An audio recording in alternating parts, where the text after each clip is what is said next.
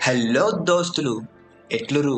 ఇప్పటివరకు ఆదివాసుల పేరు వినగానే వారు అడవిలో నివసిస్తారు, మాంసాన్ని తింటారు, పండుగలకు డాన్స్ చేస్తారు అని మాత్రమే అనుకునే వాళ్ళం.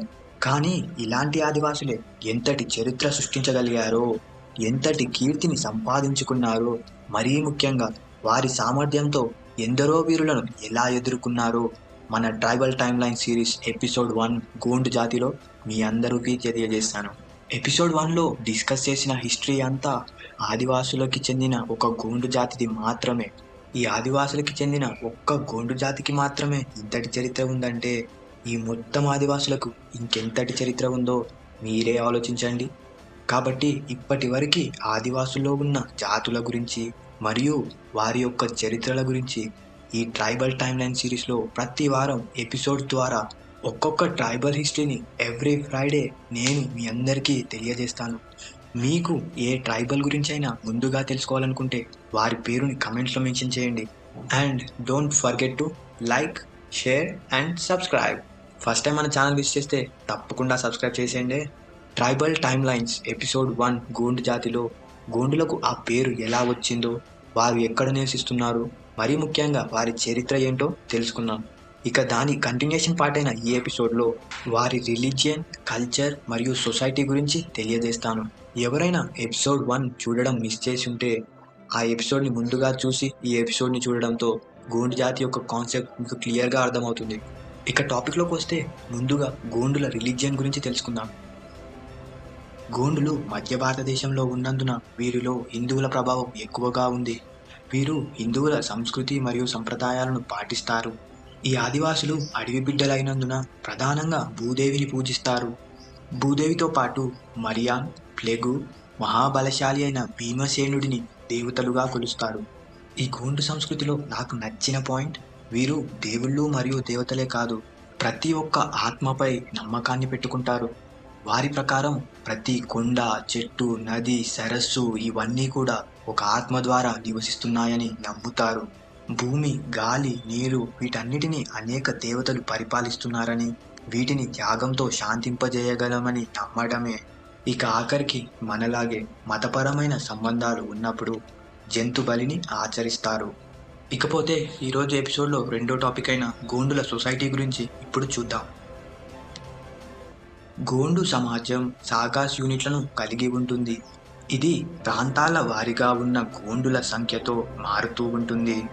ఆదిలాబాద్లో ఇప్పటి వరకు 5 సాగాలు ఉన్నాయి. ఇవి ఒక్కొక్కటి వారి పూర్వీకుల సంఖ్యను సూచిస్తాయి. ఈ సాగాలకు ఆచార్య ప్రాముఖ్యత ఉంది, కానీ రాజకీయ సంస్థలు లేవు. వీరు పూజించే దానిలో ఒకటైన పార్సాపెన్ ఆరాధన ఒక ప్రముఖ అంశం. ఇది అజ్ఞాత సంబంధాలను బలోపేతం చేస్తుంది మరియు అదే సాగాలో వివాహాలను నిషేధిస్తుంది. వేడుకలు మరియు ఆచారాల సమయాల్లో ప్రాంతాలను నిర్ణయించడం గోండు సమాజంలో సాగాలు కీలక పాత్ర పోషిస్తాయి.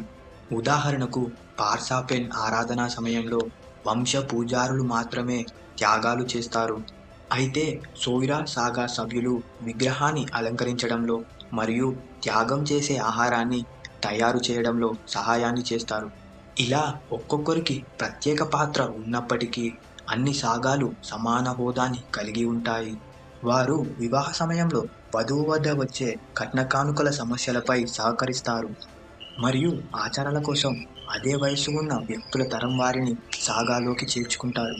ఉదాహరణకు వివాహ సమయంలో వధువు తల్లిదండ్రులు మరణించి ఉంటే అదే సాగా నుండి ఒక జంట వధువు తల్లిదండ్రులుగా నిలబడవచ్చు. అదేవిధంగా పరస్పర చర్చలు జరుగుతున్నప్పుడు వారి నాయకుడు అందుబాటులో లేకపోతే ఆ సాగాలోని వేరే వంశపు నాయకుడు ఆ చర్చలను పూర్తి చేయవచ్చు. ఈ సాగాలోని వంశాలు ప్రాధాన్యత ప్రకారం నిర్వహించబడ్డాయి మరియు ఆచార పాత్రలను కలిగి ఉంటాయి. అవి కీటా అని పిలువబడే వంశాలుగా సబ్ డివిజన్ చేయబడ్డాయి. ప్రతి ఒక్క వంశము ప్రత్యేక కర్మలను కలిగి ఉంటాయి. కొన్ని వంశాలకు ఖాందాన్ అని పిలువబడే ఉపకులాలు ఉన్నాయి. ఇవి పార్సాపెన్ యొక్క ఆరాధనా కేంద్రాలుగా ఏర్పడ్డాయి. ముఖ్యంగా ఛత్తీస్గఢ్లో మహిళలు సూ డాన్స్ చేస్తారు. దానికి చిలుక అనే పదం పేరుగా పెట్టారు. ముఖ్యంగా దీనిని దీపావళి తర్వాత శివుడు మరియు పార్వతిని ఆరాధిస్తూ నిర్వహిస్తారు. చిలుక వారి ప్రేమికులకు శివపార్వతుల ప్రేమభావాల్ని తెస్తుందనే నమ్మకంతో ఈ వేడుకను జరుపుకుంటారు. ఇక ఈ గోండు ట్రైబ్స్ ఎపిసోడ్లో ఆఖరిగా వారి కల్చర్ గురించి ఇప్పుడు చూద్దాం. గోండులు జరుపుకునే జాతర మరియు పండుగలు హిందూ సంప్రదాయాల నుండి తీసుకున్నారని చెప్పవచ్చు. ఈ గోండులు జరుపుకునే జాతరలో అత్యంత ఫేమస్ అయినది కేస్లాపూర్ జాతర. ఈ పండుగలో వారు ఆదిలాబాద్ జిల్లాలోని ఇందర్వెల్లి మండలం కేస్లాపూర్ గ్రామంలో ఉన్న నాగోబా అనే నాగదేవతను పూజిస్తారు. గోండులు చేసే డ్యాన్సుల్లో గుస్సాడి డ్యాన్స్ మరింత ఫేమస్ అయింది. నెమలి ఈకలతో తయారు చేయబడిన హెడ్ గేర్లను ధరించి దీనిని నిర్వహిస్తారు.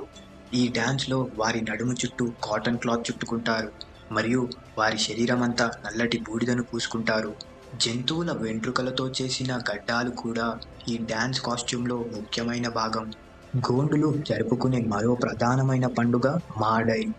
గోండులు వివిధ ప్రాంతాలలో స్థిరపడి ఉన్న ఈ పండుగకు వారందరూ తప్పకుండా కలుసుకుంటారు. ఈ పండుగ సందర్భంగా వారు గిరిజన దేవతను ప్రసన్నం చేసుకోవడానికి గ్రామ పవిత్ర వృక్షానికి మేకను బలి ఇస్తారు. ఆ రోజు రాత్రిపూట వారు గిరిజన సంగీతంతో పాటు మద్యం మరియు నృత్యాలను ఆస్వాదిస్తారు. ఇదే కాకుండా వారు దసరా అని పిలువబడే హిందూ పండుగను కూడా వారు జరుపుకుంటారు. గోండు ప్రజల్లో శ్రీరామచంద్రుడి రామాయణం, వీరి భాషలో గోండి రామాయణి అని పిలువబడే ఒక పుస్తకం ఉంది. ఇందులో రామాయణంలోని ప్రధాన ఘట్టాల నేపథ్యంలో లక్ష్మణుడు కథానాయకుడిగా 7 కథలు ఉన్నాయి. వీటిని ఈ సిరీస్ తర్వాత మరో వీడియోలో కంప్లీట్గా డిస్కస్ చేద్దాం. ఈ వీడియోని త్వరగా చేయడానికి బూస్టింగ్గా మీ యొక్క సపోర్ట్ సబ్స్క్రైబ్ చేసి లైక్స్ అండ్ కమెంట్ ద్వారా తెలియచేయండి. ఫస్ట్ టైం మన ఛానల్ని విజిట్ చేస్తే ఇలాంటి మరిన్ని వీడియోస్ కోసం తప్పకుండా సబ్స్క్రైబ్ చేసుకోండి. ఇక ఆఖరికి ట్రైబల్స్లో ఒక జాతి అయిన గోండు ట్రైబ్స్ గురించి కంప్లీట్గా తెలుసుకున్నాం. మరో వారం మరో ట్రైబల్ అయిన ముండా ట్రైబ్స్ గురించి డిస్కస్ చేద్దాం. అప్పటి వరకు stay tune. It's me Manne signing off. Bye bye.